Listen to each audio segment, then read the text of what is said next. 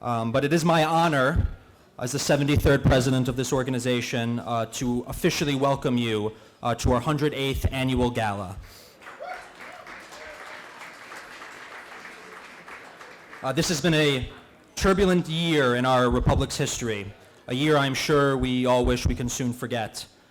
Our nation has never been more divided, and our God-given, constitutionally prescribed liberties are being infringed left and right. While confined to our homes in these state-mandated lockdowns, we were forced to watch in bewilderment and disgust as left-wing violent mobs burned down our cities, looted our stores, tore down our monuments, and ripped entire communities asunder.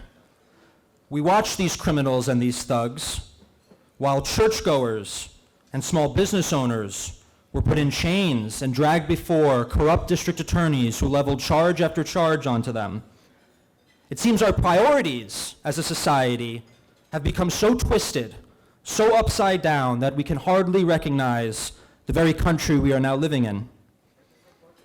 It is for all these reasons and more that this institution, which goes back more than 100 years, has decided enough is enough and it's time to push back. Tonight, we gather here, not in our actual beloved but deeply flawed city, but across the river as political refugees, so to speak, in, of all places, New Jersey. If you are from New Jersey, I apologize, but, we're from New York. The Board of Governors of this club felt strongly that it was vital to overcome all the odds and obstacles required to host our 108th annual gala. We do this not only out of a respect for our heritage, but also as an abject declaration against the corrupt political elites who wish to silence us, strip us of our most basic rights, and force us to comply with every onerous rule, regulation, and diktat that our so-called social betters have conceived. Under my leadership and the leadership of this board, I can assure you that this club will never be silent to the rising threats against the American way of life and our sacred traditions.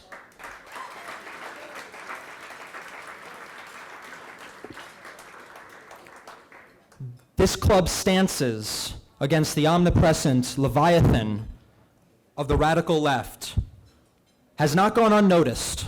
We, both institutionally and individually, are frequently the subject of left-wing hit pieces pumped out by Democrat-backed propaganda outlets. And we have also come under repeated assault from Cuomo, or who I affectionately call King Nipple Rings. His goons and other left-wing activists have never ceased to attack our club, our members, and our board. But despite everything, this year has been one of tremendous and fantastic growth for this club. We can largely attribute this growth to our unwavering support for our president, Donald J. Trump.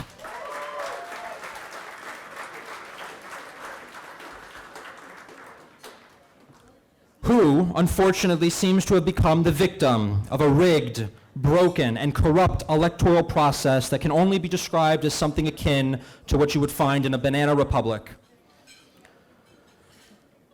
As a club, I promise you that we will never support a return to the old days of establishment, neoconservative, milquetoast Republican politics.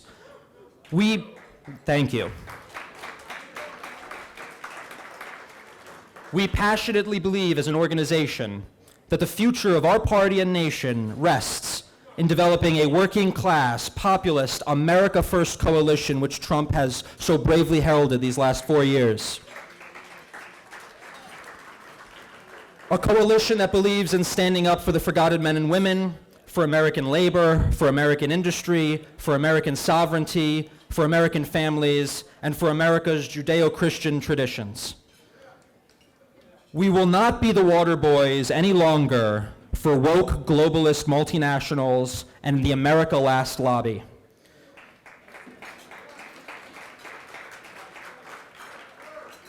In response to our committed stance on these principles, Our club's membership has continued to rise to levels not thought possible during a pandemic, a CCP-initiated pandemic, I may add. Our club's finances remain robust, and we have continued with crowd sizes as large as we are legally allowed to have, which is what this is today, legal gathering. We have formed international partnerships with like-minded right-wing youth organizations in Italy and Sweden, and we look forward to many more such partnerships in the year to come. We have taken great heat to stand up for oppressed minorities, from the Hasidic community in Brooklyn to the ancient Christian Armenian community in the Caucasus. We love Armenia. And we have deployed our membership to support electing Republican conservative candidates not only across the city and state, but across the nation as a whole, many times sending the largest such delegation of volunteers to these deployments. We have raised large sums of money and received many donated goods to support American veterans and police officers who put their lives on the front line. We will always back the boo, and who put their lives on the front line every day to fight against the creeping rise of barbarism in our society. We have rallied to preserve American history and traditions in the form of our much acclaimed protest to save the Teddy Roosevelt statue in New York.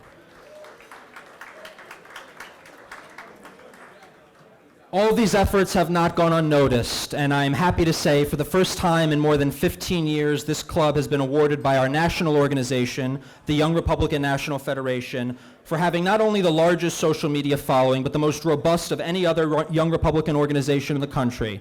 This would not have been possible without my great team, in particular our corresponding secretary, Alex Fazzulo, who is here with us tonight. Alex, thank you.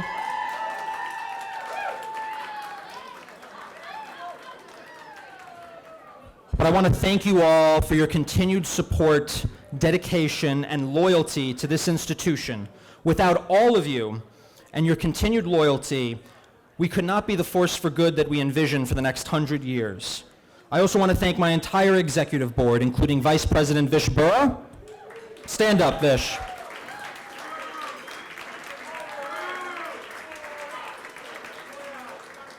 Treasurer Angela Seifert. Angela, please.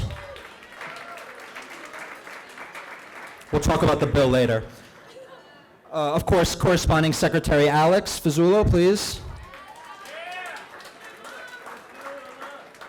And recording secretary Jackie Dolinsky. Jackie.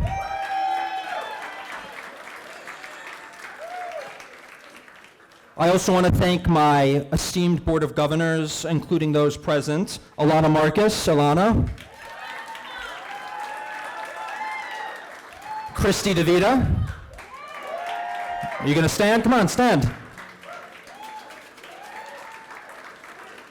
Nathan Berger. Asha Rampertap. Asha. Francesca Di Paola. Stand. Liz Glander. Gabriel Montalvo. Fernando Acosta. And Jonathan Doucette.